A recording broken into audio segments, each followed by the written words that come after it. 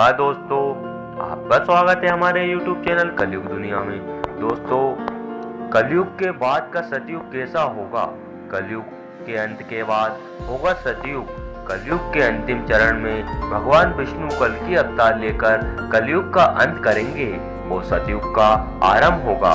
चारों युगों सतयुग, त्रेता युग, द्वापर युग, कलयुग का वर्णन श्रीमद् भागवत पुराण में मिलता है, परंतु कलयुग में खासियत जैसा तो कुछ नहीं दिखता। चारों ओर अहंकार, प्रतिशोध, लालच और आतंक ही दिखाई देता है। कलयुग को मानव जाति के लिए एक श्राप कहा जाता है, जिसे इस युग में जीने वाला हर इंसान भुगत रहा है। लेकिन क्या आपने कभी सोचा है कि कलयुग के अंत के बाद आने वाला युग कैसा होगा? पुराणों में सृष्टि के संपूर्ण काल अवधि अर्थात समय को चारों युगों में बांटा गया है। ये चार युग हैं: सतयुग, त्रेता युग, द्वापर युग और कलयुग। धार्मिक ग्रंथों के अनुसार युगों के परिवर्तन का यह 22वां चक्र चल रहा है। गीता में इस बात का वर्णन भी किया गया है। युग परिवर्तन के इस चक्र के अनुसार अभी कलयुग चल रहा है। शास्त्रों के अनुसार कलयुग 43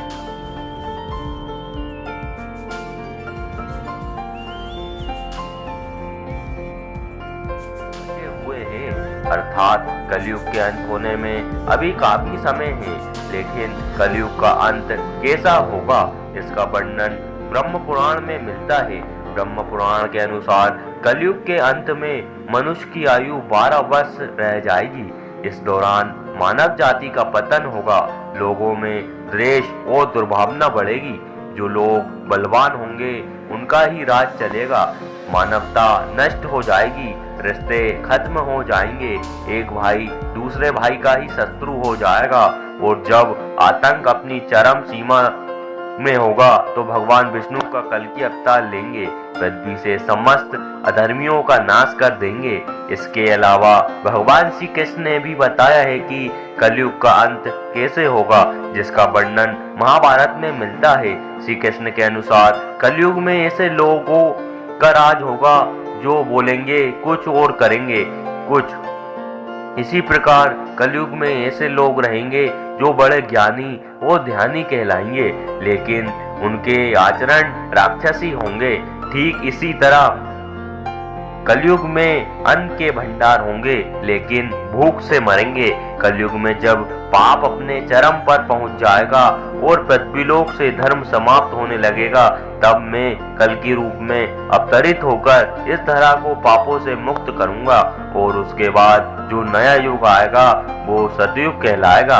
अर्थात सृष्टि युग परिवर्तन का 22वां चक्र पूरा करके 23वें चक्र में प्रवेश करेगी और फिर से नवयुग आरंभ होगा, जो सतयुग के नाम से जाना जाएगा। सतयुग की अवधि 17,28,000 वर्ष होगी। इस युग में मनुष्य की आयु 4,000 से 10,000 वर्ष होगी। पृथ्वीलोक पर फिर से धर्म की पुनः स्थापना होगी। मनुष्य भौतिक सुख की जगह मानसिक सुखों पर बल देगा। मनुष्य में एक दूसरे के लिए नफरत की कोई जगह नहीं होगी। चारों ओर प्यार ही प्यार होगा। मानवता की पुनः स्थापना होगी।